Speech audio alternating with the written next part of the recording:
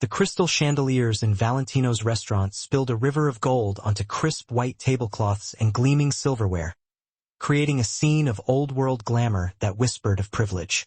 This wasn't a place for just anyone.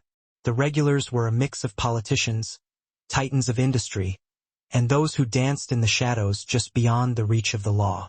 Tonight, like clockwork every Tuesday for the last 3 months, the corner booth sat empty, waiting for a man whose very name made even the most hardened criminals drop their voices to a murmur. Dante Moretti always took the seat with his back to the wall, giving him a clear view of the entire room. At just 32, he ruled an empire built on unwavering loyalty, stark fear, and an iron grip that controlled a huge chunk of the city's underworld. His impeccably tailored black suit probably cost more than most people made in a month, and the Patek Philippe watch on his wrist could have easily covered someone's rent for a year. His dark hair was slicked back with ruthless precision. A shadow of stubble framed his jaw, adding to his dangerous allure, and his eyes could turn a man's blood to ice with a single glance. Dante Moretti was the embodiment of power. "Mr. Moretti, your usual?" The head waiter approached with practiced deference, his hands betraying a slight tremor despite his best efforts to appear calm and collected. Dante didn't even bother to look up from his phone. "You know what I want, Antonio." "Of course, sir. Right away." Antonio beat a hasty retreat, relief practically radiating from his posture. Around the restaurant, conversations continued in hushed tones, but everyone was acutely aware of the man holding court in the corner booth. They'd all heard the stories. Families who dared to cross the Morettis vanished without a trace. Business owners who refused his protection found their establishments reduced to smoldering ruins. Nothing was ever proven, of course. Dante Moretti didn't need to shout or make threats. His reputation did all the talking for him. Sarah Mitchell burst through the kitchen doors, juggling 3 plates with the effortless grace of someone who'd been waiting tables since she was barely out of high school. At 25, she was diligently saving every penny for her final year of nursing school, working double shifts at Valentino's because the tips were significantly better than anywhere else in the city. Her light brown hair was pulled back in a tight ponytail, and her red apron was miraculously spotless despite the dinner rush. "Table 7 needs more wine," she told Marco, the sommelier, before heading towards the main dining room. "Sarah, wait." Marco's voice had an edge of warning, but she was already gone. She'd noticed the corner booth was occupied again. The mysterious man who always sat alone, always ordered the same thing, and always left a tip that could rival a small fortune. Sarah had served him twice before, and both times he'd barely acknowledged her existence beyond a quick nod. She didn't know who he was, and honestly, she didn't care to know. In her world, people were just people, regardless of their bank accounts or fancy connections. "You're oh so buco, Mr. Moretti." Antonio placed the dish down with almost religious care. Chef Michel prepared it personally. Dante's phone buzzed, a text from his consigliere about a problem with a shipment down at the docks. His jaw tightened as he scanned the details. Someone was stealing from him. Someone was foolish enough to skim off the top and actually think he wouldn't notice. He stabbed at the veal with a little more force than necessary, his mind already racing, plotting how to handle the situation. The Moretti family had zero tolerance for theft. They dealt with problems permanently. Sarah approached table 12 with their entrees when she overheard raised voices coming from the corner. She turned to see the man in the ridiculously expensive suit glaring down at his plate, his face like a gathering storm. "This is unacceptable." Dante's voice cut through the suddenly silent restaurant like a knife. "I asked for the meat medium rare. This is practically raw." Antonio rushed over, his face paling with each step. "Mr. Moretti, I apologize profusely. I'll have Chef Michel." "I don't care what Michel does." Dante shoved the plate away in disgust. "This is incompetence. Pure incompetence." The entire restaurant had ground to a halt. Waiters stood frozen in place. Even the piano player's fingers hovered hesitantly over the keys. Sarah watched the scene unfold, her jaw clenching. She'd seen the plate when Antonio carried it out. The meat had been cooked perfectly. She'd bet her entire paycheck on it. This wasn't about the food. This was about a man who was used to everyone groveling at his feet. Before she could talk herself out of it, Sarah walked towards the corner booth, her bright red apron a stark contrast against the restaurant's muted tones. "Sarah, no." Antonio's desperate whisper went ignored. She stopped beside Dante's table, her blue eyes meeting his dark ones without a hint of fear. Up close, she could see he was younger than she'd initially thought, with a face that would have been genuinely handsome if it weren't for the cold, hard cruelty etched into his expression. A gold chain gleamed against his open collar, and she noticed a subtle tattoo on his wrist, some kind of family crest. "Is there a problem, sir?" Her voice was calm, completely professional. Dante looked up at her, surprised by the interruption. Most people actively avoided his gaze. This waitress, this girl with her simple uniform and neat ponytail, was staring right at him, waiting for an answer. "The problem," he said, his voice dangerously low, "is that I'm paying for quality and receiving garbage. The meat is cooked exactly as you ordered it." Sarah didn't flinch. She held his gaze without wavering. "I saw it myself before Antonio brought it out." The restaurant held its collective breath. Nobody spoke to Dante Moretti like this. Absolutely nobody. "Are you telling me I'm wrong?" Dante rose slowly to his full height, his 6'3" frame towering over her. Men twice his size had instinctively backed down from that stance. Grown men who'd seen combat had dropped their eyes under that stare. Sarah tilted her head slightly, studying him with an expression that suggested she was analyzing some particularly fascinating bug under a microscope. Then, she spoke 3 words that would irrevocably change both their lives. "You don't own me." The silence that followed was absolute. Someone's fork clattered against a china plate, the sound echoing like a gunshot in the stillness. Antonio looked like he was about to pass out. The other diners stared in horrified fascination, waiting for the inevitable explosion. Dante Moretti, the man who ruled through fear, the man who made hardened criminals tremble, found himself speechless. No one had ever talked to him like that. Not in years. Not since he'd built his fearsome reputation on the ashes of those who dared to challenge him. And this girl, this waitress with her defiant gaze and unwavering spine, didn't even seem to know who he was. For the first time in a decade, Dante Moretti felt something other than cold, calculated indifference. He felt a flicker of genuine fascination. "What's your name?" His voice had shifted, losing its sharp edge. "Sarah." She didn't add "sir," or show any hint of deference. "And your meat is medium rare, exactly as ordered. But if you'd prefer it cooked differently, I'd be happy to ask Chef Michel to prepare another plate." The faintest trace of a smile played on Dante's lips. "That won't be necessary." He settled back into his seat, his eyes never leaving her face. "You're right. The meat is fine." The restaurant seemed to exhale in unison. Sarah nodded once. "Is there anything else you need?" "No." Dante's gaze intensified. "But I'm sure I'll think of something." She turned to walk away, her heart pounding in her chest now that the initial surge of adrenaline was starting to fade. What had she just done? Who was this man that the entire restaurant seemed to tremble before? "Sarah." His voice stopped her. She turned back. "You work here often?" 5 nights a week. "Good." Something flickered in his eyes, something that almost resembled warmth. "Very good." As Sarah walked back towards the kitchen, she could feel his eyes following her every move. Behind the swinging kitchen doors, Marco grabbed her arm. "Do you have any idea who that is?" His voice was shaking. "That's Dante Moretti. The Dante Moretti.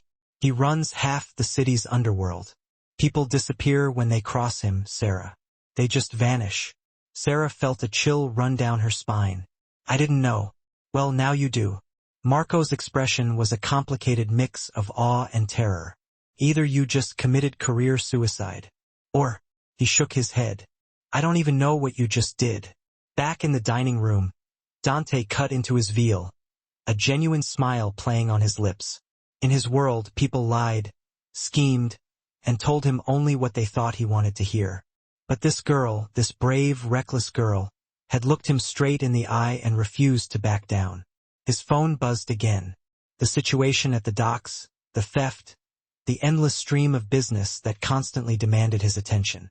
But for the first time in years, Dante Moretti's mind was focused elsewhere. It was on a waitress with light brown hair and fearless blue eyes who dared to say 3 words that no one else would even dream of uttering to his face. "You don't own me."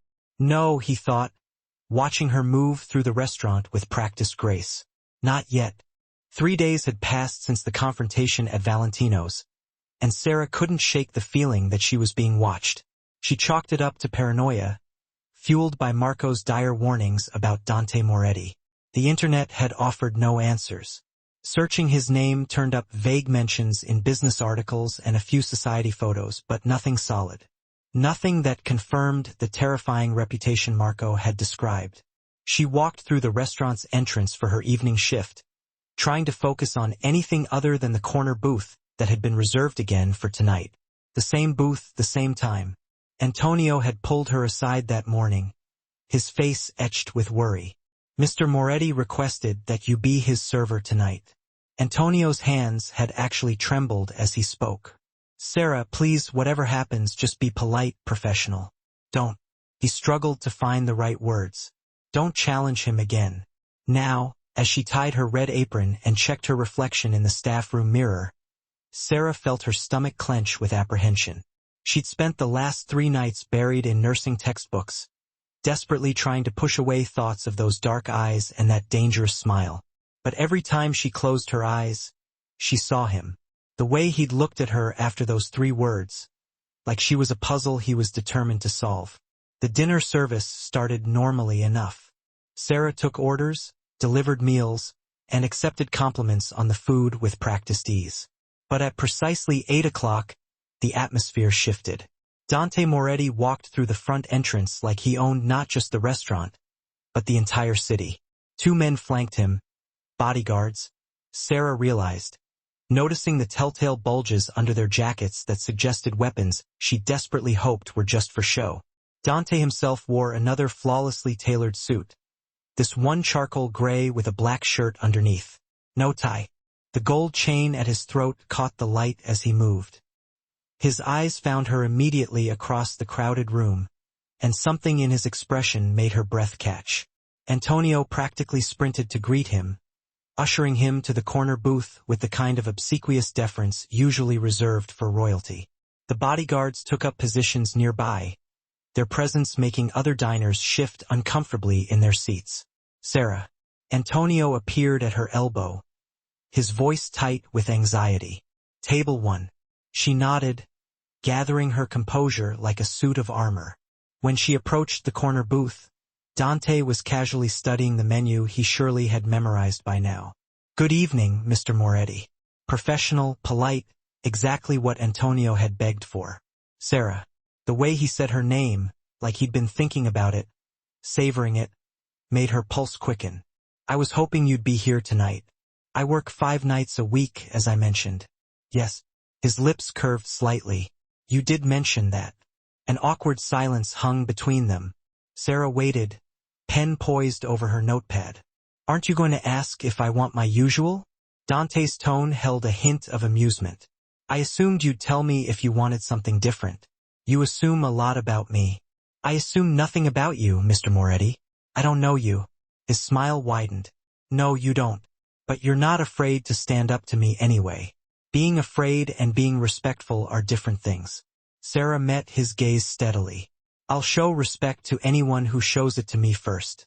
Dante leaned back in the booth, studying her with an intensity that made her feel completely exposed. "Did you know who I am now? I imagine your coworkers have filled you in. I know you're important enough that everyone in this restaurant treats you like you could destroy their lives with a word. And does that frighten you?" Sarah considered the question honestly. "It concerns me. Power without accountability usually does."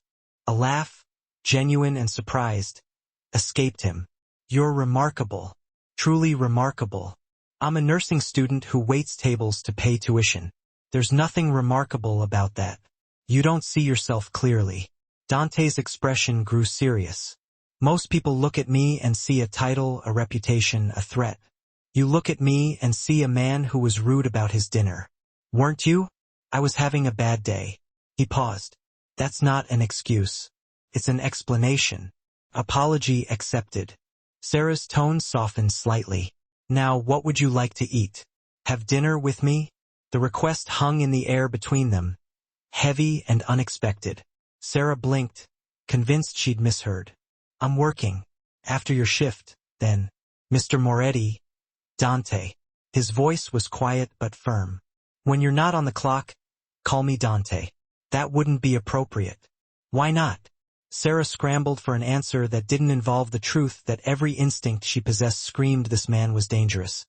That getting involved with someone like him was a recipe for disaster. Because you're a customer and I'm staff. There are boundaries. Boundaries? Dante repeated the word like it was a foreign concept. I've built my entire life on breaking boundaries that other people accept as absolute. That's not the recommendation you think it is. Another laugh, this one tinged with something darker. No, I suppose it isn't. He studied her for a long moment. What if I told you I can't stop thinking about you? That for 3 days I've conducted business meetings, handled problems, made decisions that affect hundreds of people, and through it all I kept seeing your face. Sarah's heart hammered against her ribs. I'd say you don't know me well enough for that to be true. Then let me know you. Dante's intensity was almost palpable. One dinner, one conversation. If you still want nothing to do with me after that, I'll never ask again. And if I say no right now, his expression flickered slightly, then I'll respect that decision and order my usual meal like nothing happened. She should say no. Every rational part of her brain was screaming at her to say no. But there was something in his eyes, a vulnerability that seemed completely at odds with the dangerous persona everyone described, like he was asking for something he'd forgotten how to want. One dinner, Sarah heard herself say, after my shift, somewhere public. Dante's smile could have melted steel. Anywhere you want. The cafe 2 blocks from here. 11 o'clock. I'll be there. He handed her the menu without even glancing at it. And for now, I'll have the osso buco medium rare. Sarah couldn't suppress the small smile that tugged at her lips. Of course, Mr. Moretti. Dante, he corrected softly. Dante, she repeated, and watched something fierce and possessive flash across his face at the sound of his name on her lips. As Sarah walked back to the kitchen, she could feel the weight of every eye in the restaurant following her. What had she just agreed to? Marco would think she'd completely lost her mind. Antonio would probably have a heart attack. But when she glanced back just once, Dante was watching her with an expression that looked almost like hope, and that, more than anything, terrified her. The rest of her shift passed by in a blur. Sarah went through the motions, taking orders, delivering food, smiling at customers, while her mind raced with a million second thoughts. At 10:45, she changed out of her uniform in the staff room, her hands shaking slightly as she buttoned her simple blue dress. You're really doing this? Marco stood in the doorway, his expression a mix of concern and disbelief. One coffee, one conversation with a man who makes senators nervous. Marco crossed his arms. Sarah, I've worked here for 8 years. I've seen things, heard things. The Moretti family doesn't play by normal rules. I know. Do you? Because this isn't some bad boy with a motorcycle. Sarah, this is... He lowered his voice. There are rumors about what happens to people who cross his organization, about the methods they use to maintain control. He's not going to hurt me over coffee. Marco, maybe not directly, but his world. Marco shook his head. That world destroys people just by proximity. Sarah finished buttoning her dress, meeting her friend's worried gaze in the mirror. I appreciate your concern. Really, I can handle myself. That's what worries me. Marco sighed. You're strong enough to stand up to him, but maybe not smart enough to run away. His words followed her out of the restaurant and down the 2 blocks to Yeppy's Cafe, a 24-hour spot popular with students and night shift workers. Through the wide windows, she could see Dante already seated in a corner booth, somehow making the humble cafe look like a high-end establishment just by his mere presence. His bodyguards were waiting outside. She noted. At least he'd respected her request for a public place. Sarah pushed open the door, and Dante stood immediately, the gesture old-fashioned and oddly charming. You came?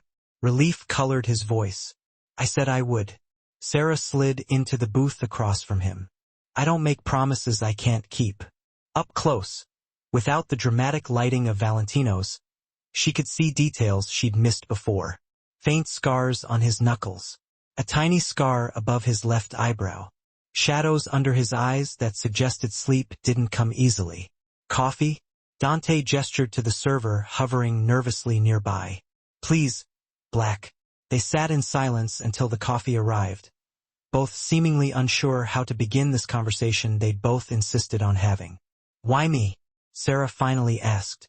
You could have anyone. Women who understand your world, who jump at the chance to be with someone like you. Someone like me? Dante's expression hardened slightly. You mean someone who operates outside the law? Someone whose family name is synonymous with organized crime? I didn't say that, but you thought it. Marco told you, didn't he, about who the Morettas are? Sarah didn't deny it. He told me to be careful, that you're dangerous. And are you being careful? I'm here, aren't I?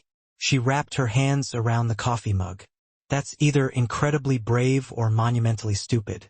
Brave, Dante said quietly. Definitely brave. You still haven't answered my question. Why me? He was silent for a long moment, his fingers tracing the rim of his untouched coffee cup. When he spoke, his voice was different, softer, lacking the commanding edge she'd heard at the restaurant. Do you know what it's like to live in a world where everyone lies to you? Where every conversation is calculated, every smile is fake, every compliment is designed to gain favor or avoid punishment. Dante's dark eyes met hers. I've lived that way since I was 22 years old. 10 years of people telling me what they think I want to hear instead of the truth. That sounds lonely. It is. The admission seemed to cost him something. And then you, this waitress I've never met, you looked me in the eye and refused to back down. You didn't care that I was angry. Didn't care about my reputation or my family name. You just stood your ground. You were being unreasonable about the food. A genuine laugh escaped him. I was completely unreasonable. I was angry about business and took it out on your chef's perfectly cooked veal. See, the truth isn't so hard. It is when you've forgotten how to tell it. Dante leaned forward, his intensity returning. For 3 days, I couldn't stop thinking about those 3 words. You don't own me. Nobody talks to me like that, Sarah. Nobody dares. Maybe someone should have a long time ago. Maybe. His smile was tinged with sadness. My father used to say that absolute power corrupts absolutely. I always thought he was weak for believing that. Now I wonder if he was just wise enough to see the cage before it closed. Sarah felt her defensive walls starting to crumble. This wasn't the dangerous crime Lord Marco had described. This was a man who seemed tired of his own power, exhausted by the role he'd been thrust into. How did you end up in this life? The question escaped before she could stop it.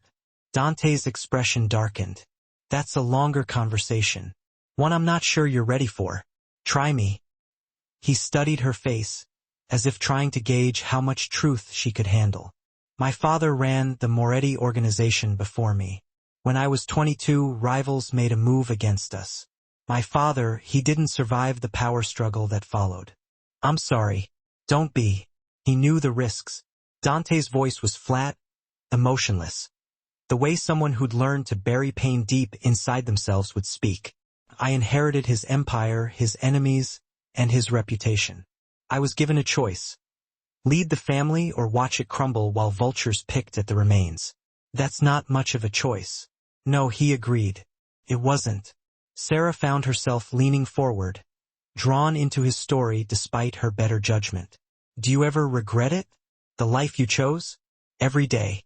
The answer was immediate and raw. But regret doesn't change reality. I've done things. He stopped, his jaw tightening. I've made decisions I can't take back.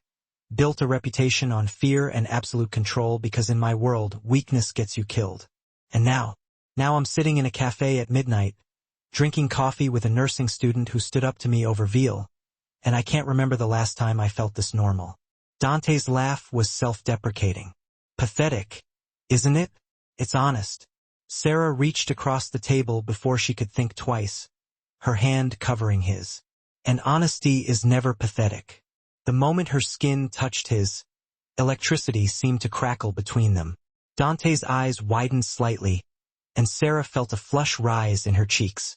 She started to pull away, but his other hand covered hers, holding it gently in place. Sarah. Her name was barely a whisper. You should run from me.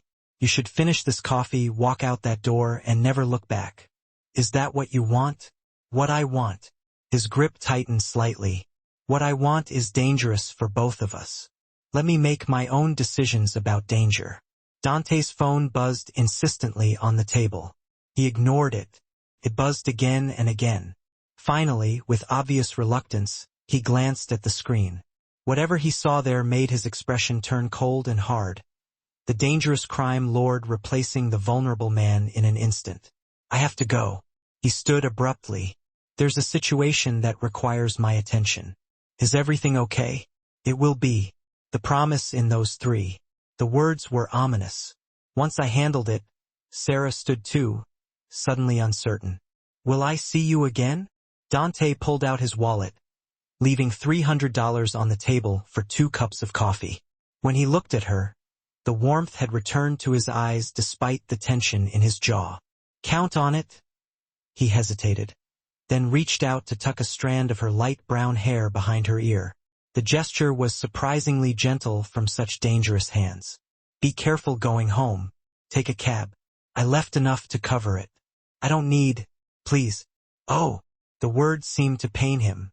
Let me do this one normal thing. Let me worry about you getting home safely. Sarah nodded, too overwhelmed to argue. Dante started toward the door, his bodyguards materializing from the shadows outside. At the threshold, he turned back. Those 3 words you said at the restaurant. You were right. I don't own you. His smile was fierce and possessive all at once. But I'm going to spend every day trying to earn the right to be in your life. Then he was gone, leaving Sarah standing in the cafe with a racing heart and the terrifying realization that she was already in too deep to walk away. Outside, she could see him speaking rapidly to his men. His entire demeanor transformed into something cold and lethal. This was the man Marco warned her about, the man who made people disappear. But she'd also seen the other man, the one who seemed desperate for a taste of normalcy, who'd looked at her like she was oxygen and he'd been drowning for years. Sarah flagged down a cab with shaking hands, Dante's money still warm in her palm. As the city lights blurred past her window, she couldn't help but wonder what situation had called him away so urgently. And somewhere across the city in a warehouse by the docks, Dante Moretti stood over a man who'd made the fatal mistake of stealing from him, his expression carved from ice. You took from my family. His voice was quiet, deadly. You know what that means? The man whimpered, pleading, but Dante's mind was elsewhere. On light brown hair and fearless blue eyes, on a girl who'd touched his hand like he deserved gentleness instead of fear. Take care of it, he told his men, turning away before the inevitable conclusion. And make sure everyone knows what happens to thieves.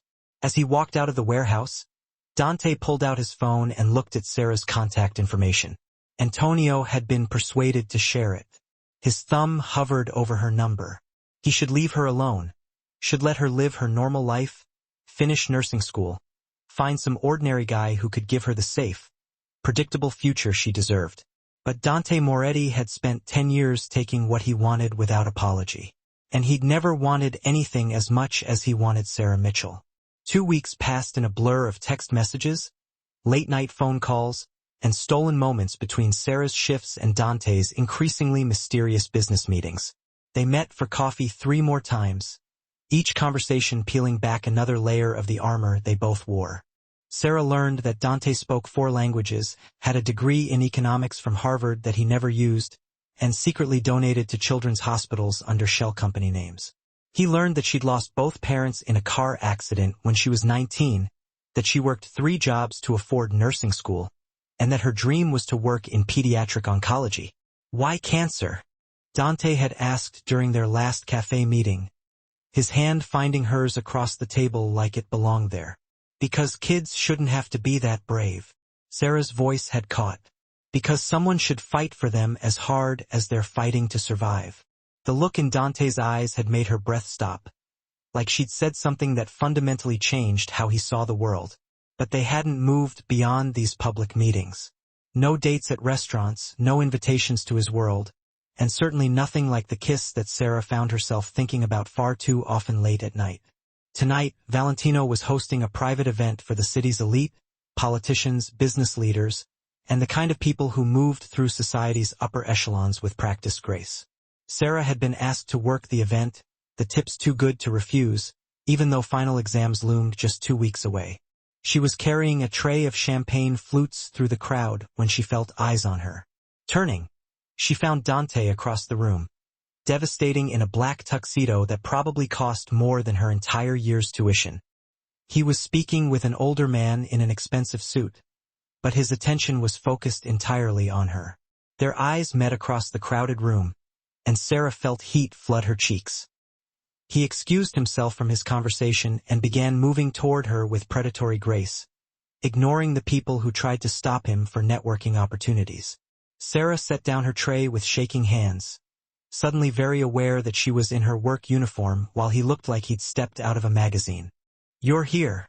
Dante's voice was low as he reached her, pitched for her ears only. "I work here, remember? I know. I may have requested your name specifically for tonight's event. Dante, dance with me. I'm working. The event coordinator owes me a favor." His hand extended toward her. "One dance, Sarah. That's all I'm asking." She should say no. Should remind him about boundaries and professionalism. But the way he looked at her like she was the only person in the entire room made rational thought impossible. Sarah placed her hand in his, and Dante's fingers closed around hers with gentle possession. He led her to the edge of the dance floor where other couples swayed to the orchestra's rendition of a classic standard. His arm slid around her waist, pulling her close enough that she could smell his cologne. Something expensive and distinctly him. Sarah's hand rested on his shoulder, and they began to move together like they'd done this 1,000 times before. "You're a good dancer," she observed, trying to ignore how perfectly she fit against him. "My mother insisted on lessons when I was young."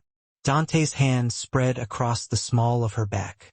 "She thought ballroom dancing would make me civilized. Did it work? What do you think?" Sarah looked up at him at the dangerous beauty of his face, the barely leashed power in how he held her, the way other couples gave them a wide berth on the dance floor. "I think you're capable of being civilized when it suits you and terrifying when it doesn't. And which do you prefer?" "I prefer honesty." She met his dark eyes steadily. "I prefer the man who calls me at midnight because he can't sleep. The one who listens to me complain about organic chemistry exams and actually seems interested." "I am interested." Dante's voice was intense. "I'm interested in everything about you, Sarah. What you think, what you dream about, what makes you laugh." He pulled her fractionally closer. "What makes you feel, Dante?" Her voice was breathless now. "I know this is complicated. I know I come with baggage that would make most people run for the hills." His jaw tightened. "But I can't stop wanting you. Can't stop thinking about you. You've become the first thing on my mind when I wake up and the last thing before I sleep." "You barely know me. Then let me know you better. Let me—" He stopped mid-sentence, his entire body going rigid. Sarah felt the change in him instantly. The way his hand on her back shifted from gentle to protective. How his eyes moved past her to scan the room with sudden alertness. "What's wrong? Don't turn around." His voice was quiet, commanding, "Just keep dancing." But Sarah had already caught sight of what had triggered his reaction. Near the bar, 3 men in suits were watching them with expressions that made her blood run cold. They weren't looking at Dante with the nervous respect she'd seen from other people. They were looking at him like predators sizing up prey. "Who are they?" "Trouble." Dante's hand tightened on her waist. "The tall one is Marco Russo. He runs the North End territory. Rival family. Ambitious rival family." His expression was carved from stone. "They've been pushing boundaries lately, testing my patience." One of the men, Marco Russo, started moving toward them across the dance floor. Dante's bodyguards materialized from the edges of the room, but he subtly waved them back. "Moretti." Russo stopped a few feet away, his smile not reaching his cold eyes. Didn't expect to see you at this charity circus. Russo. Dante's voice was pleasant, lethal. I could say the same. Business brings me everywhere these days. Russo's gaze slid to Sarah with insulting slowness. New acquisition?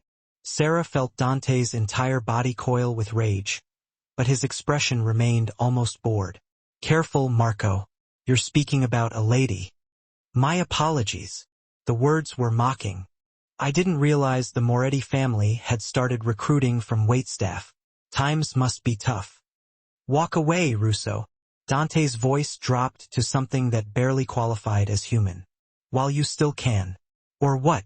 You'll make me disappear like the others? Russo laughed, though there was an edge of nervousness to it. We both know those days are numbered. New blood is coming to the city. Moretti, your family's reign is ending. The orchestra had stopped playing. The entire ballroom had gone silent, everyone watching the confrontation with horrified fascination. Sarah felt Dante's hand trembling slightly against her back. Not with fear, she realized, but with the effort of restraining himself from violence. This isn't the place. Dante's words were ice. But soon, Marco, very soon, we're gonna have a long conversation about respect. Looking forward to it. Russo's smile was ugly. In the meantime, enjoy your waitress while you still can. He walked away, his men following like shadows. The orchestra resumed playing, but the festive atmosphere had shattered. Dante's jaw was set so hard Sarah worried he might crack a tooth. I need to go now. Dante, wait. No. He stepped back from her, and the loss of his warmth felt physical. You need to stay away from me, Sarah. I thought I could. He ran a hand through his hair, destroying its perfect style. I thought I could keep you separate from this world, but I was wrong. What are you talking about? Russo knows about you now. He saw us together, which means... Dante's expression was anguished. Which means you're a target, a weakness he can exploit. I can handle myself, not against people like him. Dante's hands framed her face, his touch gentle despite the fear in his eyes. You don't understand. These aren't people who play by rules, who have limits. If Russo thinks hurting you will hurt me... He couldn't finish the sentence. Then what? You're going to walk away? Pretend these last 2 weeks didn't happen? If it keeps you safe, yes. Sarah grabbed his wrists, holding his hands against her face. That's not your decision to make. I'm not some fragile thing that needs to be protected from reality. But you are precious. Dante's voice cracked slightly. You're the first good thing I've had in a decade, Sarah. The first pure, honest thing in a life built on lies and violence.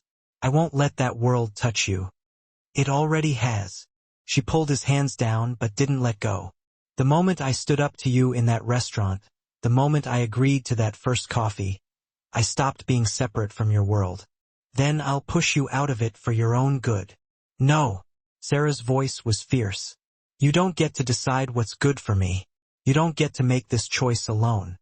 Before Dante could respond, his phone buzzed with an urgency that suggested catastrophe. He looked at the screen and whatever he saw there drained the color from his face. What is it? Russo's men just hit one of my warehouses. His voice was hollow. This is a declaration of war. Dante, I have to go. He was already moving toward the exit, his bodyguards flanking him. Stay here. Stay in public. I'll have someone watch your apartment until this is over. Until what's over? But he was already gone, leaving Sarah standing alone on the dance floor, while the orchestra played on and the city's elite pretended not to stare. Sarah's hands shook as she returned to work, going through the motions of serving drinks while her mind raced. This was the world Dante lived in, where threats at parties preceded actual violence, where men talked about eliminating rivals like they were discussing business acquisitions. The event ended at midnight. Sarah changed out of her uniform in the staff room, checking her phone compulsively for messages from Dante. Nothing. She stepped outside to find a black SUV idling at the curb, one of Dante's vehicles with his head of security behind the wheel. Ms. Mitchell. The man's voice was professional. Mr. Moretti asked me to ensure you get home safely. Sarah wanted to argue, to insist she didn't need protection. But the memory of Marco Russo's cold eyes stopped her. She climbed into the SUV, hyper-aware of the second vehicle that followed them through the dark city streets.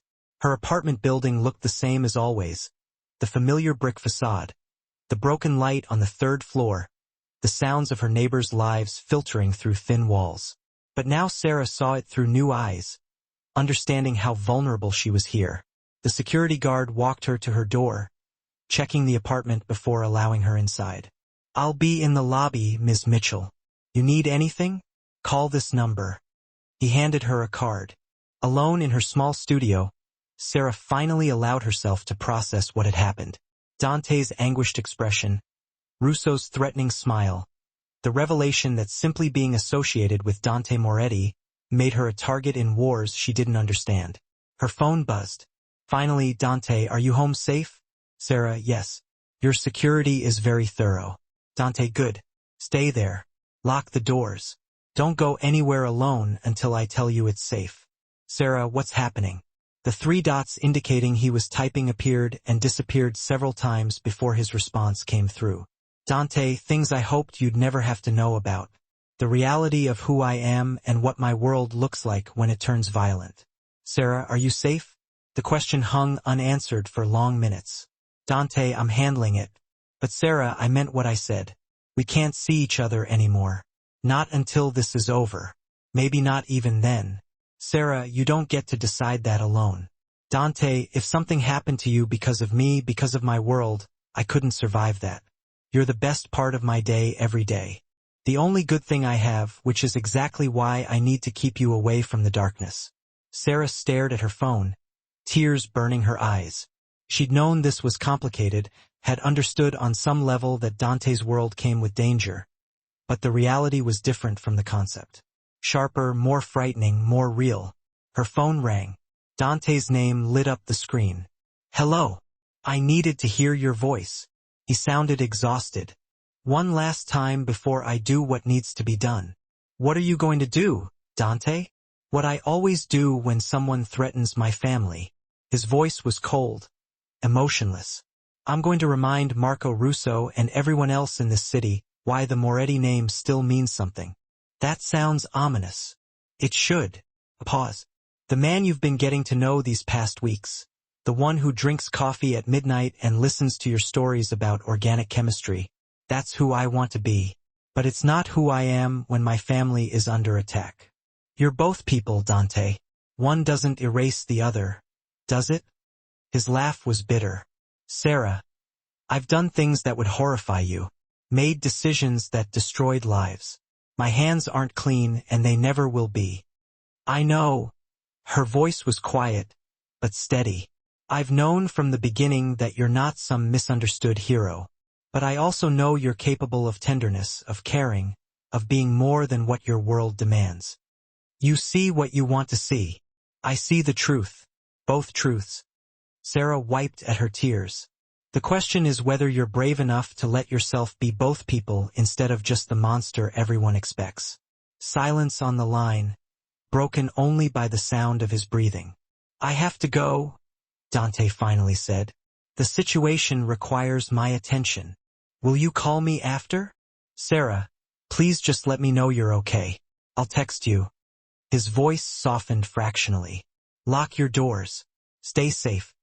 "You too." The line went dead. Sarah stood in her apartment, hugging herself against a chill that had nothing to do with temperature. Somewhere across the city, Dante was preparing to wage war, to be the dangerous crime lord instead of the man who couldn't sleep without hearing her voice. And she was falling in love with both versions of him. Which, Sarah reflected as she locked her doors and windows with shaking hands, made her either the bravest woman in the city or the biggest fool.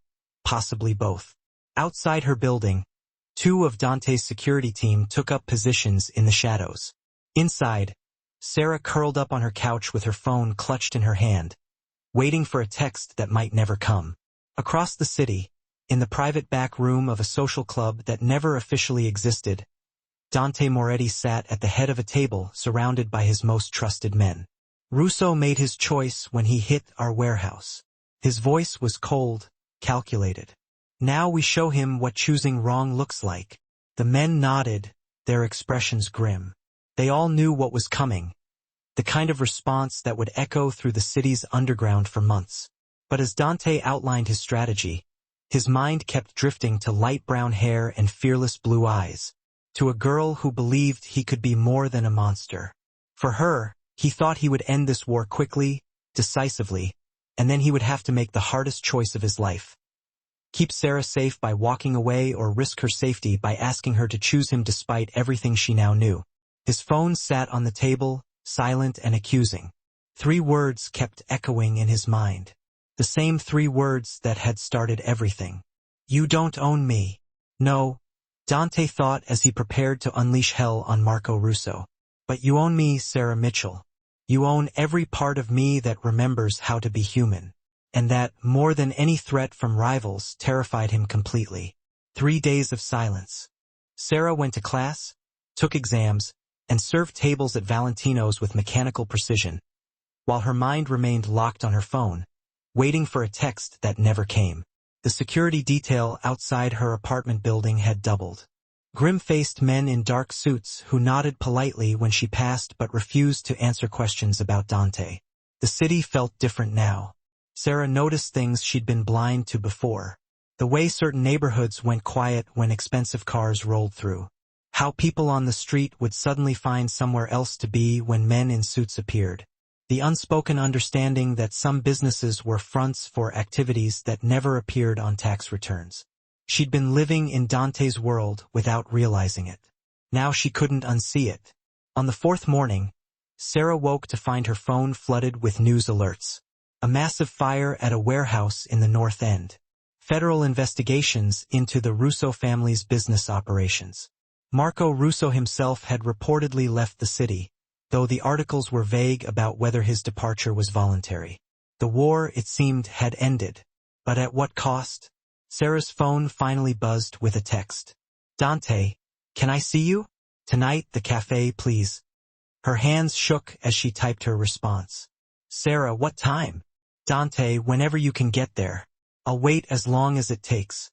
She should have been angry about the days of silence, the fear and uncertainty. Instead, Sarah felt relief flood through her so intensely, it made her dizzy. He was alive. He was safe. And he wanted to see her. Sarah called in sick to work, the first time she'd done so in 3 years, and spent the day oscillating between excitement and dread. What would he tell her? How bad had things gotten? And, most importantly, did he still want to push her away for her own protection? By 7 o'clock, she couldn't wait any longer.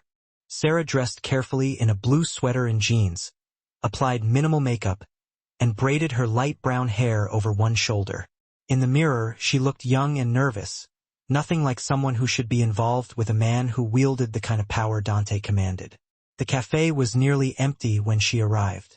Dante sat in their usual corner booth, and Sarah's breath caught at the sight of him. He looked exhausted, shadows under his eyes, his normally perfect hair slightly disheveled, and a tension in his shoulders that suggested he hadn't slept in days. When he saw her, something in his expression cracked. Relief, longing, and pain all mixed together. Sarah slid into the booth across from him, and for a long moment, they just stared at each other. You look terrible, she finally said. A surprised laugh escaped him. Always honest. You asked me to be. I did. Dante's hand reached across the table, palm up, an invitation. Sarah placed her hand in his, and his fingers closed around hers like she was a lifeline. I'm sorry for the silence, for disappearing, for... He stopped, struggling with words. For everything you must have imagined these past few days. What happened with Russo? It's over. His voice was flat, emotionless in the way she'd learned meant he was protecting himself. His organization is scattered. The federal investigation will keep him occupied for years, and he understands now that coming after my family has consequences. Did you? Sarah couldn't finish the question. No. Dante's eyes met hers. I wanted to. Part of me still wants to, but I made him a deal instead. Leave the city, cooperate with federal investigators on unrelated matters, and I'd let him walk away intact. Why? Because of you. His thumb traced circles on her palm. Because the man you see when you look at me. The one who drinks coffee at midnight and listens to your stories. That man doesn't solve everything with violence, and I'm trying to be him more than I'm the other version. Sarah felt tears prick her eyes. That must have been difficult. You have no idea. Dante's jaw tightened. Every instinct I have, everything I was taught, every example my father set, it all screamed to handle Russo the old way permanently. But then I'd think about you, about the disappointment. The gravity of his words hung in the air, heavy and unspoken. The cafe, usually a haven of gentle clinking and hushed conversations, felt unusually silent, as if holding its breath along with Sarah. Dante's hand, usually a source of warmth and comfort, now seemed burdened with the weight of his decisions. He looked like he was bearing the weight of the world, and a pang of empathy shot through Sarah. She knew, intellectually, the kind of man he was, the life he led. But seeing the toll it took on him, seeing the conflict etched on his face, made it all the more real, all the more heartbreaking. He continued, his voice low and rough around the edges. Every fiber of my being wanted to erase him, to make an example of him that no one would ever forget. But I kept seeing your face, hearing your voice, remembering the way you looked at me like I was something other than a monster. And I just couldn't do it. He squeezed her hand, his gaze intense. You've changed me, Sarah. You've shown me there's another way, another path I could take. And I don't want to lose that. His vulnerability was a stark contrast to the powerful, untouchable man she'd witnessed at the charity event. It was like seeing him stripped bare, revealing the raw, conflicted soul beneath the surface. And in that moment, Sarah knew she was irrevocably in love with him. It wasn't just the charming, attentive man who listened to her ramblings about organic chemistry. It was the man who was fighting against his own nature, the man who was willing to risk everything, even his own power, for the chance to be someone better. She took a deep breath, trying to steady her voice. Dante, you don't have to be perfect. I don't expect you to be. I know who you are, what you've done. But I also know what you're capable of, the good you can do. And that's what I'm drawn to. She paused, her eyes searching his. I'm not asking you to give up your world, to become someone you're not. I'm just asking you to let me be a part of it, to let me see both sides of you. His expression softened, a flicker of hope igniting in his dark eyes. Are you sure about that, Sarah? It's not a pretty world. It's full of violence, betrayal, and darkness. You don't belong there. Maybe not, she conceded. But I belong with you, and if that means facing some darkness, then so be it. I'm not afraid. He looked at her, really looked at her, seeing the strength and determination in her eyes. He saw the woman who had stood up to him in his own restaurant, the woman who had challenged his assumptions, the woman who had dared to see beyond his carefully constructed facade. And he knew, with a certainty that resonated deep within his soul, that he couldn't let her go.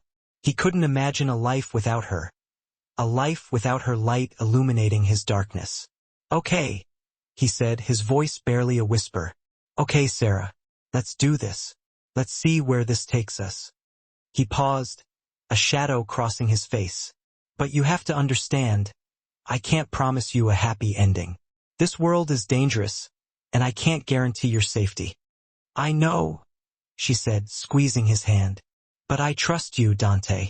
I trust you to protect me, to keep me safe. And I trust you to be honest with me, no matter how difficult it may be. He nodded, his jaw tight. I will, he vowed. I promise you that. He leaned forward, his gaze intense. But there's something else you need to know. Something that's been weighing on me since that night at the charity event. He took a deep breath. I know who killed your parents. Sarah's breath hitched in her throat. The revelation hit her like a physical blow, stealing the air from her lungs and leaving her reeling. The car accident that had claimed her parents' lives had always been a source of unspeakable grief, a gaping wound that time had never fully healed. The thought that it might not have been an accident, that it might have been something more sinister, was almost too much to bear. She stared at Dante, her eyes wide with shock and disbelief. What are you saying?" she stammered. He flinched at the pain in her voice. "I'm saying it wasn't an accident, Sarah. Your parents weren't just in the wrong place at the wrong time." He paused, steeling himself for what he had to say next. "They were targeted." The words hung in the air, heavy with malice and regret. Sarah felt like the floor had dropped out from under her. Her whole world tilted on its axis. Everything she thought she knew, everything she had believed to be true, suddenly seemed like a lie. "Who?" she managed to choke out, her voice barely audible. "Who would do that?" Dante's expression darkened, his jaw clenching. "It was a rival family. They wanted to send a message to your father." "My father?" Sarah repeated, confused. "My father was an accountant. He didn't have any enemies." "He was more than just an accountant, Sarah," Dante said gently. "He was laundering money for the Moretti family. He was good at what he did, the best in the business. But he knew too much, and he refused to cooperate with the rival family when they tried to recruit him." Sarah stared at him, her mind struggling to process the information. Her father, a mild-mannered accountant, had been involved in organized crime? It seemed impossible, absurd. But looking at Dante's serious face, she knew he was telling the truth. "Why didn't anyone tell me?" she asked, her voice laced with pain. "To protect you," Dante said. "The Lesio family, they have contacts everywhere. People thought it was safer for you if you didn't know anything. Everyone wanted to protect you as much as possible." "And you?" she asked, her eyes narrowed. "Did you know?" He nodded slowly. "I found out a few years ago. Antonio, he found some old files, records of payments to your parents. It wasn't a lot, we couldn't prove anything. But I suspected." "And you didn't tell me," she said, her voice rising. "All this time you knew and you didn't say anything." "I was trying to protect you," he repeated. "I didn't want you to get hurt. I didn't want you to know what kind of monster I was." "Protect me?" she scoffed. "By keeping me in the dark? By letting me believe that my parents died in a car accident?" She stood up abruptly, knocking over her coffee cup. The dark liquid spread across the table, a stain that seemed to mirror the darkness that had just been revealed in her own life. "I can't do this," she said, her voice trembling. "I can't be with someone who lied to me, who kept something like this from me. I need some time. I need some space." With that, she turned and walked out of the cafe, leaving Dante sitting alone in the booth, surrounded by the wreckage of their shattered dreams. His security team watched her as she left, moving to follow her. But Dante held up a hand, stopping them. "Leave her," he said, his voice heavy with regret. "She needs some time to figure things out. She is the best part of me." Outside, Sarah walked aimlessly through the city streets, tears streaming down her face. She didn't know where she was going, what she was going to do. All she knew was that she needed to get away, to escape the darkness that had enveloped her life. The city lights blurred around her, the sounds of traffic fading into a dull roar. She was alone, utterly alone, adrift in a world that had suddenly turned hostile and unforgiving. Her hands tremble in shock. "I'd have seen it in your eyes if I was leaning toward violence instead of holding back." He just shook his head then. "You're changing me, Sarah. You're making me question the stuff I've always thought was the absolute truth. Is that a bad thing? I honestly don't know yet." His smile was tinged with sadness. "What I do know is that these past 4 days, not talking to you, have felt like the longest of my entire life. I must have reached for my phone 100 times, just wanting to hear your voice, needing to know you were safe. But I also knew that until things with Russo were settled, any contact with you would just put you in even more danger. I was worried about you, too. You shouldn't be. I can handle guys like Russo. I've been dealing with them my whole life." Dante's face grew serious. "But Sarah, I need you to really understand what being with me actually means. This thing with Russo isn't going to be the last threat.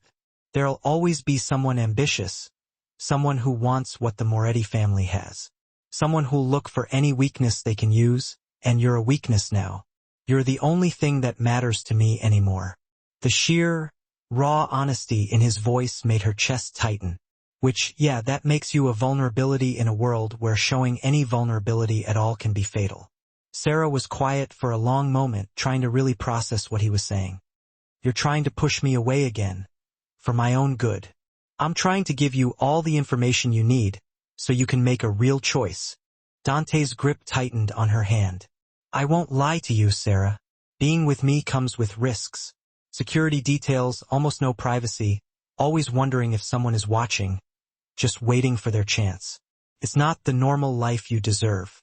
And if I choose that life anyway, risks and all? A flicker of hope sparked in his dark eyes, but he quickly suppressed it. Then I'd spend every single day trying to be worthy of that choice, trying to be more of the man you see and less of the monster everyone else fears. You're not a monster, Dante. I've done monstrous things to protect this family, to survive in this world I was born into. Sarah leaned forward, her blue eyes intense. I'm not naive enough to think you're some misunderstood hero, but I also don't think you're beyond redemption, beyond change. Sarah. His voice cracked just a little. I've been thinking about this for 4 days straight. About what I want, what I'm willing to risk. She took a deep breath. I choose you, Dante. All of you. The part that's dangerous and the part that's gentle. The crime lord and the man who can't sleep without hearing my voice. You don't know what you're saying. Yes, I do. Her voice was firm, unwavering. I'm choosing to walk into this with my eyes wide open, to accept the risks, because the alternative, living without you, feels worse than any danger your world presents. Dante stood up abruptly, pulling her up with him. Before Sarah could even figure out what was happening, his hands were framing her face and his lips crashed against hers in a kiss that felt equal parts desperation and something close to reverence. Sarah gasped against his mouth, and Dante took advantage of it, deepening the kiss with an intensity that made her knees go weak. His arms wrapped around her waist, pulling her flush against him, and Sarah's hands fisted in his shirt, holding on like he was the only solid thing in this suddenly spinning world. When they finally broke apart, both of them breathing hard, Dante rested his forehead against hers. I love you. The words just tumbled out of him like a confession. I know it's too soon. I know I shouldn't feel this strongly this fast. But Sarah, I love you. You've become essential to me in a way I didn't even think was possible. I love you too. Sarah's voice was barely a whisper. I'm terrified and exhilarated and completely out of my depth. But I love you. Dante pulled back just enough to look at her. His expression completely transformed. The exhaustion was still there, the shadows under his eyes, but now there was also something that looked a lot like joy. Come home with me. His voice was rough, almost a plea. Not, for tonight. Just, I want you close. I want to fall asleep knowing you're safe. Sarah nodded beyond words. The drive to Dante's penthouse was quiet, his hand never leaving hers in the back of the SUV. His security team followed at a discreet distance, and Sarah tried not to think too much about the fact that she needed armed guards just to visit her boyfriend's home. The penthouse was everything Sarah had expected and also nothing like she'd imagined. Yes, there was luxury everywhere. Floor-to-ceiling windows overlooking the entire city. Furniture that probably cost more than her yearly tuition. Art on the walls that might very well have been original masterpieces. But there were also unexpected details that revealed the man beneath the title. Books everywhere, dog-eared and well-read. A telescope pointed toward the night sky. Framed photos of a woman who had to be his mother, her smile warm and genuine. A guitar stood in the corner, clearly worn from use. You play. Sarah gestured toward the instrument. Used to, Dante shrugged. Before everything else took priority, you should start again. Maybe I will. He pulled her into his arms, just holding her. Stay with me tonight, every night. Move in here where I know you're protected. Dante, I can't just. I know. Too fast. Too much. He pressed a kiss to her temple. But promise me you'll think about it. About making this permanent. Sarah pulled back to look at him directly. Permanent as in living together, or permanent as in something more? All of it. Dante's expression was intense, possessive, and completely vulnerable all at the same time. I want everything with you, Sarah, the whole impossible future, but I'll take whatever you're willing to give and be grateful for it. Ask me again. Her heart was racing. In a few months, when we've had some time to navigate this together, when you finish school and I've had more time to restructure my business into something legitimate. You want me to go legitimate? I want you to have options. Sarah's hand rested over his heart. To build something that isn't dependent on fear and violence. I think you're capable of that. I think you want that. Dante was quiet for a long moment. I've been thinking about it. About what my life could look like if I stepped back from the family business. Appointed someone else to handle the day-to-day operations while I focus on our legal enterprises. You have legal enterprises, real estate, investments, a few restaurants. His smile was self-deprecating. Turns out I'm actually pretty good at legitimate business when I apply myself. I just never really had a reason to before. And now I have the best reason in the world. He kissed her softly. They spent the night on his couch, wrapped in each other's arms, talking about everything and nothing. Dante told her about his mother, who died when he was 15. Cancer, the same disease Sarah wanted to help children fight. Sarah told him about her parents, about the scholarship that had made nursing school possible, about her dreams of making a real difference. As the city lights glittered below them and dawn began to paint the sky pink, Sarah realized she'd never felt safer or more certain about anything in her life. This was dangerous. This was complicated. This was going to require sacrifices and compromises from both of them. But it was also real and worth fighting for. Dante's phone buzzed insistently around 6 a.m. He answered it with obvious reluctance, his arm still wrapped securely around Sarah. What is it, Marcus? He listened for a moment, his expression hardening. When I see him, no, handle it the way we discussed, the new way. He glanced at Sarah. Because things are different now. We're different. When he hung up, Sarah raised an eyebrow. Problem? Someone testing our boundaries. Seeing if my handling of Russo means I've gone soft. Dante's smile was almost predatory. Marcus is going to demonstrate that restraint isn't weakness, that we can handle threats without defaulting to violence. I'm proud of you. Don't be proud yet. This is harder than you know. Every instinct fights against it. His expression grew serious. But I meant what I said. I'm trying to be better. For you, for us, for the future I want to build. Sarah kissed him slow and deep. Then we'll build it together. 6 weeks later, Sarah stood in Dante's home office, watching him conduct a business meeting via video conference. He was negotiating the sale of several properties. His business acumen on full display as he navigated complex financial discussions with the ease of someone who'd been doing this his entire life. This was the legitimate side of his empire, the part he was systematically expanding while slowly extracting himself from the family's traditional operations. It wasn't easy. Old loyalties and expectations fought against every single change. But Dante was stubborn, and with Sarah's support, he was reshaping what it meant to be a Moretti. The meeting ended, and Dante leaned back in his chair with a satisfied expression. That's the Harbor District development locked down. Completely legal, completely clean. I'm impressed. Sarah moved behind him, resting her hands on his shoulders. How much of the business is legitimate now? About 40%. He tilted his head back to look at her. Another year and I think I can get it to 70, maybe higher. And the rest being transferred to trusted people who understand that things are changing, that the Moretti family is moving in a new direction.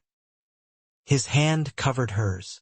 It's slow, it's frustrating, but it's working. Sarah had moved into the penthouse 3 weeks ago, her small apartment packed up and left behind. Nursing school was demanding, but Dante had converted one of his spare rooms into a dedicated study space for her, complete with medical textbooks and a state-of-the-art computer system. Her finals were in 2 weeks. After that, she'd graduate and begin her residency at Children's Memorial Hospital, a position that had absolutely nothing to do with Dante's influence and everything to do with her stellar academic record and passionate interview. Life had settled into an unexpected rhythm. Sarah studied and attended classes while Dante rebuilt his empire into something that could survive without fear as its foundation. They had dinner together every night when possible, long conversations about their days, their dreams, their future. The security was still there, guards at the building entrance, background checks on anyone who came near Sarah, armored vehicles for transportation. But she'd grown accustomed to it, understanding that this was just the price of loving Dante Moretti. "I have something for you." Dante stood, pulling a small velvet box from his desk drawer. Sarah's heart skipped a beat. "Dante, it's not what you think, is it?" His smile was gentle. "Not yet. I promised I'd wait until you finish school." He opened the box to reveal a delicate gold necklace with a small pendant. A lion, the symbol of the Moretti family, but rendered in elegant, understated lines. "It's beautiful. It's protection." Dante's expression grew serious. "Everyone in our world knows this symbol. Wearing it means you're under Moretti protection. That hurting you means declaring war on my entire family." Sarah understood the significance of what he was offering. This wasn't just jewelry. It was a statement to everyone in his world that she was his and therefore untouchable. "Will you wear it?" Dante's voice held a hint of uncertainty, like he genuinely feared she might refuse. "Yes." Sarah turned, lifting her hair so he could fasten the clasp. The pendant settled against her skin, warm and surprisingly comfortable. When she turned back, Dante's expression was fierce. "I know I said I'd wait to ask the big questions, but Sarah, I need you to know. When you graduate, when you're ready, I'm going to ask you to marry me, and I hope you'll say yes." "I hope so, too." Her voice was soft, but certain. Dante pulled her into his arms and Sarah melted against him, marveling at how natural this had all become. 6 weeks ago, she'd been terrified of this world, of what it meant to love someone like Dante. Now she couldn't imagine her life without him. His phone buzzed. Dante glanced at the screen and swore under his breath. "What is it, Marco? Russo?" His jaw tightened. Apparently, exile and federal investigations weren't enough to keep him quiet.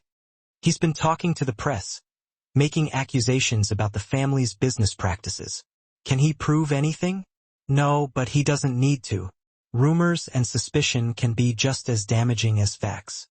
Dante set the phone down, his expression calculating. "I need to handle this before it becomes a real problem." "How?" The old me would have silenced him permanently. Dante's hand found hers. "The new me is going to fight him in court, with lawyers and legal documents instead of threats. That's terrifying. Weak. Completely against everything I was taught." Dante's laugh was self-deprecating. "Yeah, but it's also the right thing to do. The legal thing. The thing that doesn't risk everything I'm trying to build." Sarah kissed him, proud and terrified in equal measure. "When do you meet with the lawyers?" "Tomorrow morning." He pulled her closer. "Want to come with me? See how boring legitimate business can be? I have class. Skip it. This once." His smile was teasing. "Live dangerously. I'm dating you. I live dangerously every day." They spent the evening on the balcony, watching the sun set over the city that Dante had once controlled through fear and now sought to influence through legitimate means. Sarah quizzed him on the Harbor District development while he helped her memorize medication dosages for her upcoming exam. It was domestic, normal, exactly the kind of life Sarah had thought impossible just 6 weeks ago. "Do you miss it?" Sarah asked as darkness fell. The power, the fear, being the person everyone was afraid to cross. Dante was quiet for a long moment. "Sometimes, when I'm in a meeting and someone pushes back, my first instinct is still to remind them who I am, what I'm capable of." He looked at her. "But then I think about coming home to you, about building something that isn't dependent on violence, and I realize I don't miss it as much as I thought I would." "What do you miss?" "The certainty. When you rule through fear, everything is clear-cut. You know exactly where you stand, what your options are." His hand found hers. This new way, legitimacy, legal battles, playing by society's rules, it's messier. Slower, more uncertain, but worth it. If it means I get to keep you, if it means I can build a life where our children don't inherit a legacy of violence and fear. Dante's smile was soft. "Then yes." Absolutely worth it. Sarah's breath caught. Children. Eventually. If you want them. His thumb traced circles on her palm. I think about it sometimes. What our kids would be like if they had your courage and kindness. If I could be the kind of father who teaches them to be strong without being cruel. You would be. Sarah's voice was certain. You're already learning how to be strong in different ways. The next morning, Sarah did skip class to accompany Dante to his lawyer's office. She sat quietly in the corner while expensive attorneys in expensive suits discussed strategy for combating Russo's allegations. Discovery motions, depositions, litigation timelines. It was, as Dante had promised, monumentally boring, but it was also legitimate, legal, the kind of battle fought in courtrooms instead of back alleys. Sarah caught Dante's eye across the conference room, and his expression softened. This was for her, his look said. All of this, the lawyers, the legitimate business, the slow extraction from his family's traditional operations, was because she'd made him want to be better. When the meeting finally ended, Dante escorted her back to the penthouse, his hand resting protectively on the small of her back. That was excruciating, he said once they were alone.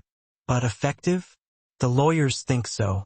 They're confident they can not only shut down Russo's accusations but potentially pursue defamation charges.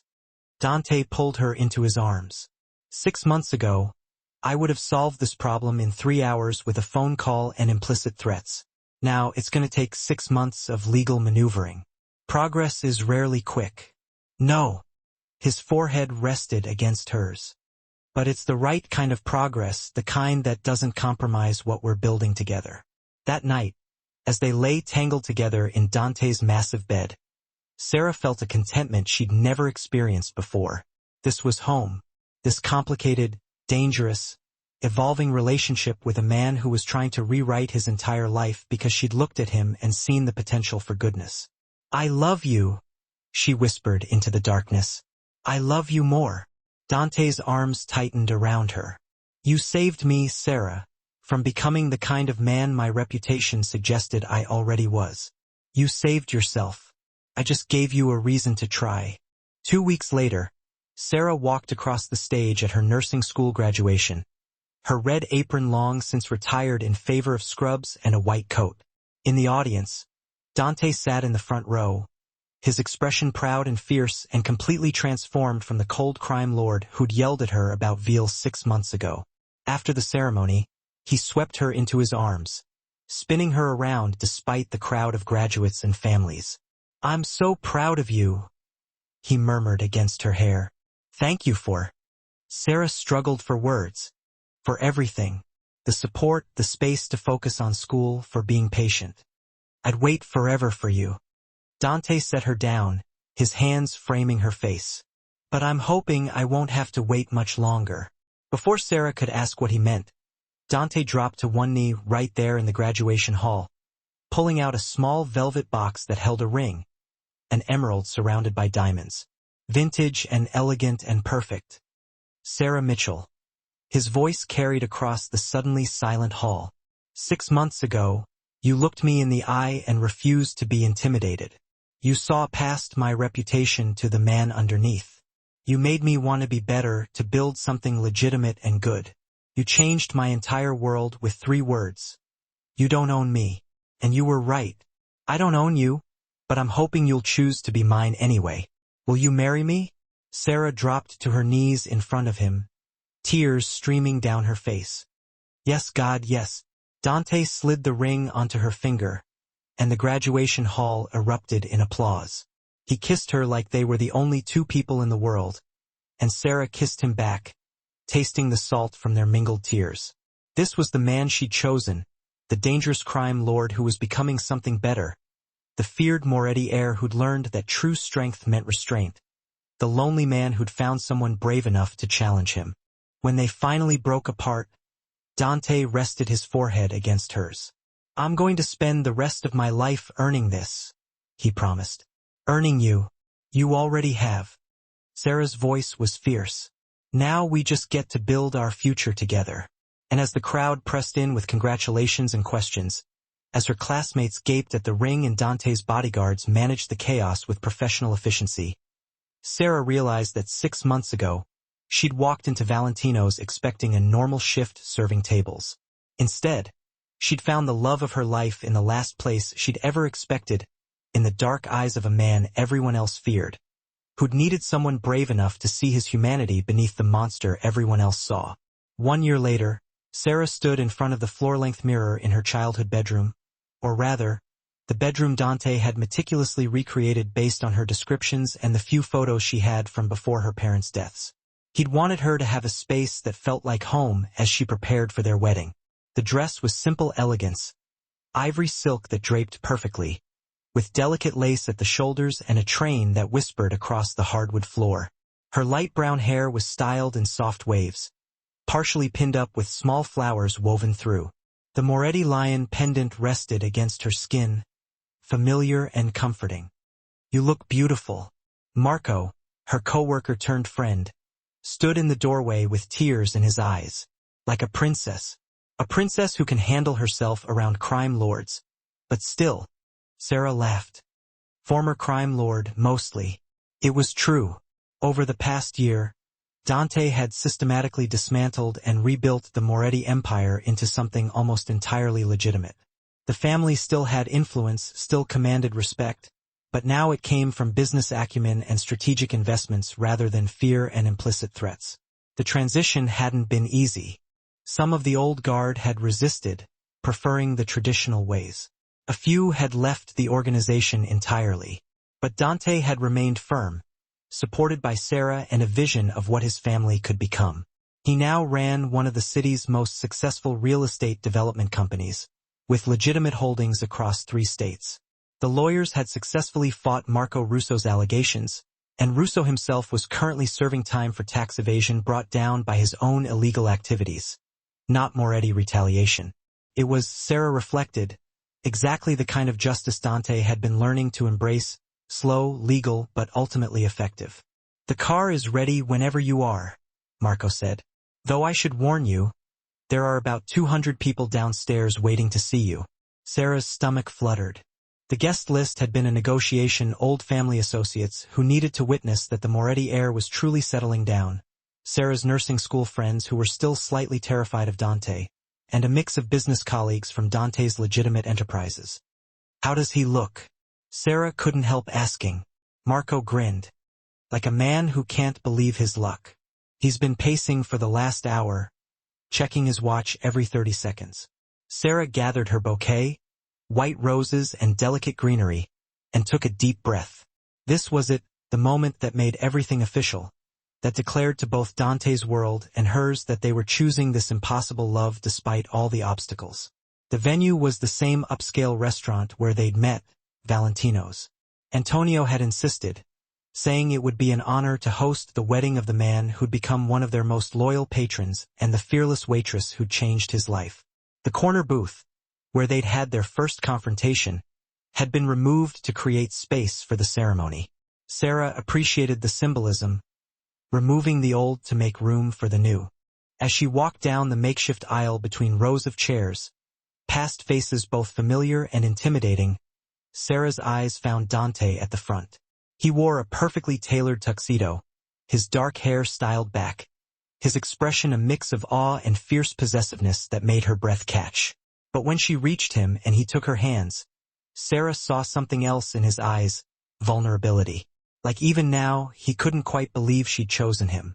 "You're stunning," he whispered as the officiant began. "You clean up pretty well yourself." The ceremony was traditional, their vows a mix of standard promises and personal additions. When it came time for Dante's vows, his voice, though steady, was thick with emotion.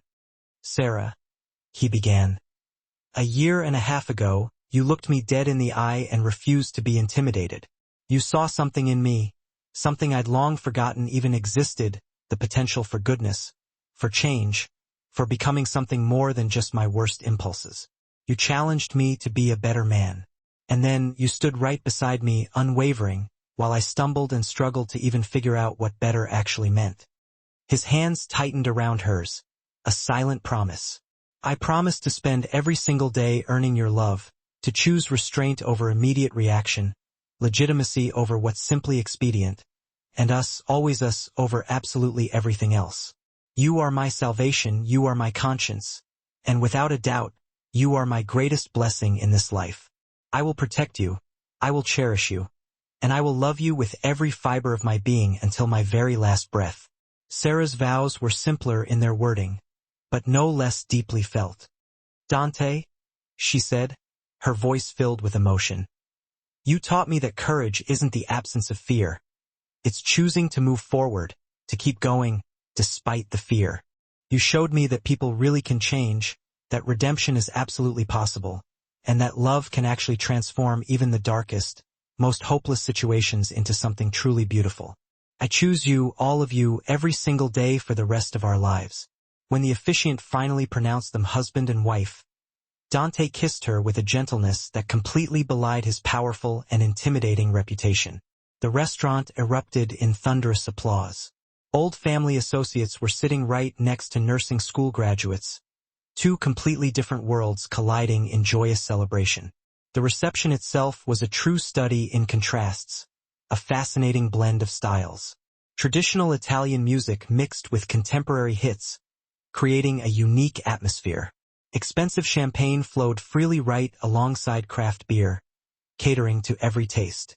Even Dante's bodyguards, still ever present despite everything, chatted amicably with Sarah's former professors, creating a surreal but heartwarming scene.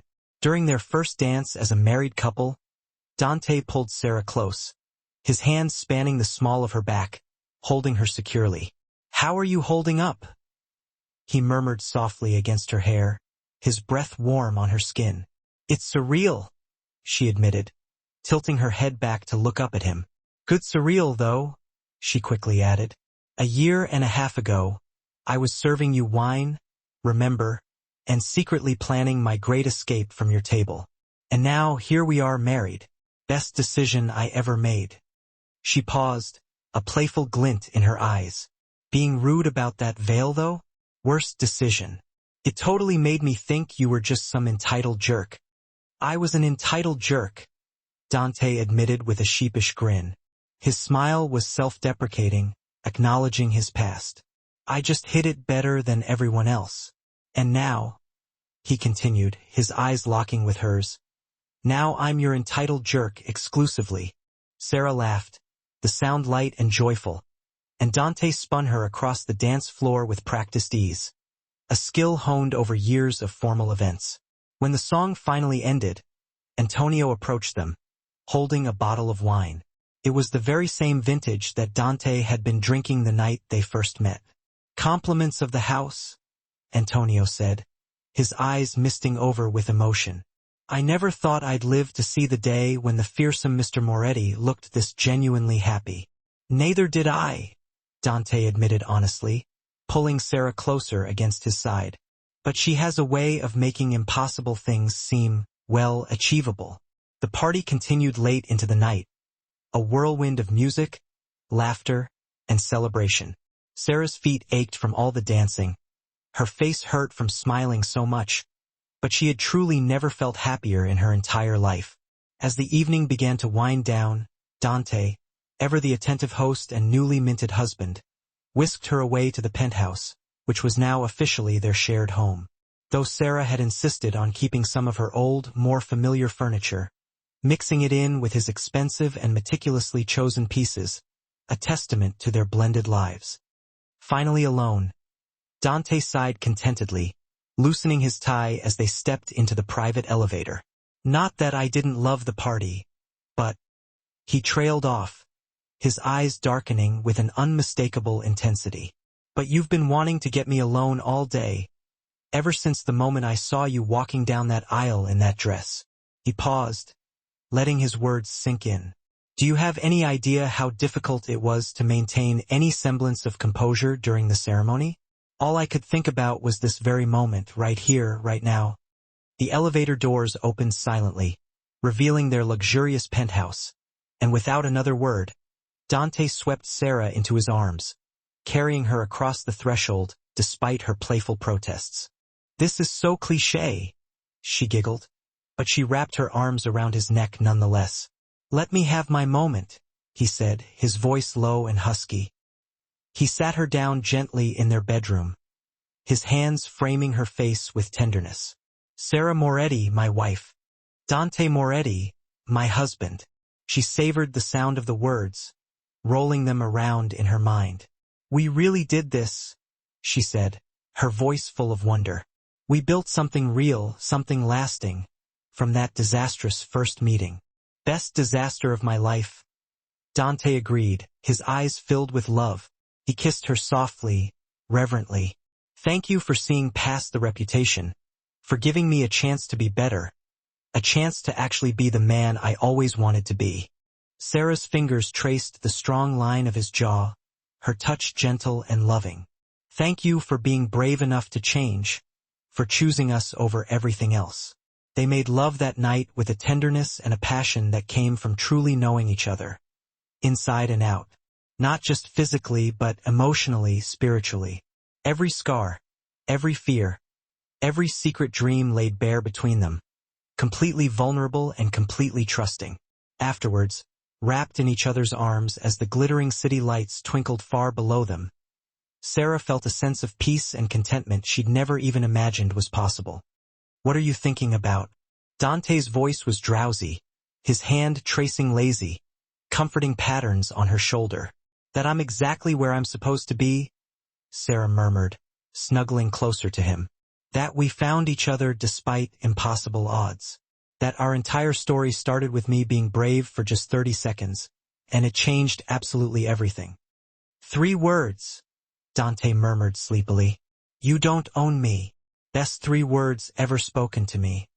I love you are pretty good, too, Sarah teased, a smile playing on her lips. Yeah, he agreed, his arms tightening around her. Those are even better. They fell asleep like that, completely entwined, Sarah's head resting on Dante's chest, his heartbeat a steady, reassuring rhythm beneath her ear. Outside, the security guards maintained their silent vigil, ever watchful. The legitimate empire required constant management, and the world continued turning relentlessly. But inside their penthouse, 2 people who'd found each other in the most unlikely of circumstances slept peacefully, secure in the knowledge that they had chosen each other, against all odds, and would continue to do so. 5 years later, Sarah would stand in the pediatric oncology ward of Children's Memorial Hospital, holding the small, trembling hand of a scared 6-year-old starting chemotherapy. She'd be wearing scrubs instead of her old red apron, a wedding ring instead of a nervous tremor, and her security detail would wait discreetly in the hallway, a silent presence.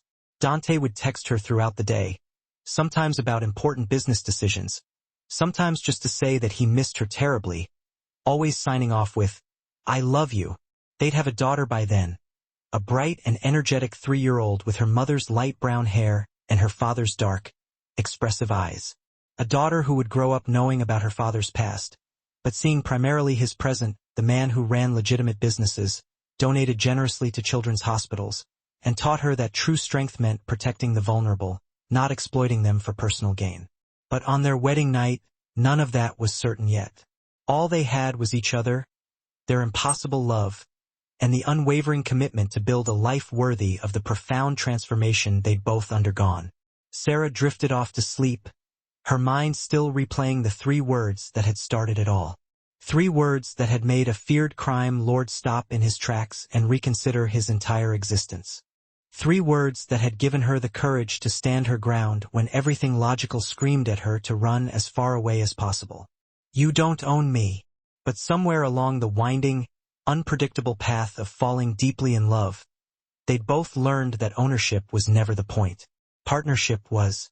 It was choosing each other, consciously and deliberately, every single day, despite the inevitable complications, the inherent risks, and the often demanding transformation required from both of them to make it work. And as the city slept soundly and dawn prepared to paint the sky with the first tentative strokes of light, Sarah Mitchell Moretti smiled contentedly against her husband's chest, deeply grateful for every single moment, every twist and turn of fate that had led her to this one perfect moment.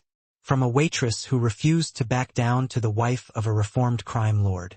From 3 simple words of defiance to a lifetime of enduring love. It was, she reflected with a quiet sense of wonder, exactly the kind of impossible fairy tale story that she would have laughed at incredulously just 18 months ago. But now it was her reality, her beautiful, complicated, hard-won reality. And she wouldn't change a single, solitary moment of it, not for anything in the world.